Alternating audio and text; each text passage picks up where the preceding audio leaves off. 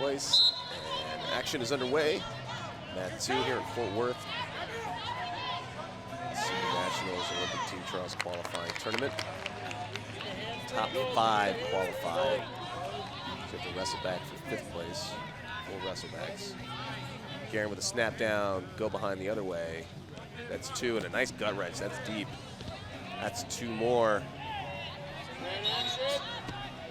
Hop into the other side, trying to trap that right arm of the boys. Guerin now muscling over to the left side for another 2. It's going to be 8-0. They go over one more time. Racing out to an 8-point lead. She's 1 turn away from the technical fall, and there it is. Technical superiority, opponent with no points.